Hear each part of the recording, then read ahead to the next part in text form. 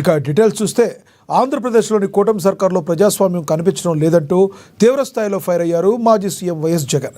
రాష్ట్రంలో శాంతి భద్రతలు కనిపించడం లేదని, వీటికి పులివెందుల ఘటనలే అందుకు నిదర్శనమని వైఎస్ జగన్ ఆరోపించారు. పోలింగ్ కేంద్రాల్లోకి వైసీపీ ఏజెంట్లను విధుల్లోకి రానివ్వలేదని, ఉప ఎన్నిక పోలింగ్ కేంద్రాల్లో టీడీపీ నేతలు రెచ్చిపోయారని ధ్వజమెత్తారు. వైసీపీకి సంబంధించిన ఏజెంట్లు లేకుండా పోలింగ్ ఎలా నిర్వహిస్తారని ప్రశ్నించారు. వైసీపీ ఏజెంట్లను పోలింగ్ బూతులలో కూర్చోనియ్యలేదని, 15 పోలింగ్ బూతుల్లో వైసీపీ ఏజెంట్లు లేకుండా చేశారని మండిపడ్డారు. రాష్ట్రంలో ఇంత అన్యాయంగా ఎన్నికలు ఎప్పుడూ జరగలేదని చెప్పుకొచ్చారు వైఎస్ జగన్. ఎలాంటి పరిస్థితులు ఉన్నాయి అని చెప్పడానికి నిజంగా ఈ 2 ఎలక్షన్లు ఒక ఉదాహరణ.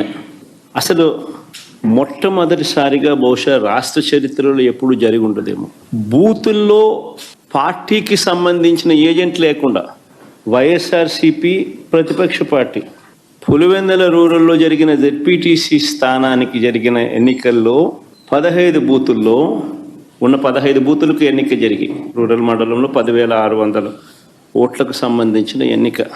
ఆశ్చర్యం ఏమిటంటే బూతుల్లో వైఎస్ఆర్సీపీ ఏజెంట్ లేడు. వైఎస్ఆర్సీపీకి సంబంధించిన ఏజెంట్ బూత్లో కూర్చోకుండా బూత్ దగ్గరికే మనిషి పోలేని పరిస్థితిలో బూత్లో ఏజెంటే లేకుండా ఎన్నికలు రిగ్గింగ్ చేసినారు. సాక్షాత్తు పోలీసుల సమక్షంలో పోలీసుల ప్రోద్బలంతో బూతులోకి వెళ్ళే ఏజెంట్ల ఫాములను వీళ్ళే తీసేసుకొని చింపేసుకొని బూతులోకి ఏజెంటే పోని పరిస్థితిలో ఎన్నికలు నిర్వహించామని చెప్పుకుంటా ఉన్న ప్రజాస్వామ్యం మన రాష్ట్రంలో బహుశా మన దేశంలో ఎక్కడ ఉండదేమో, ఒక్క మన రాష్ట్రంలో తప్ప. అసలు ఎన్నికల్లో బూత్ ఏజెంట్కు సంబంధించిన విధులు, బాధ్యతలు, హక్కులు ఏమిటి తెలుసా? అసలు ఓటర్లే లేక దొంగ ఓటర్లను గుర్తించడం ఎవరు చేస్తారు? ఏజెంటే చేయాలి. పోలింగ్ ఏజెంటే చేయాలి.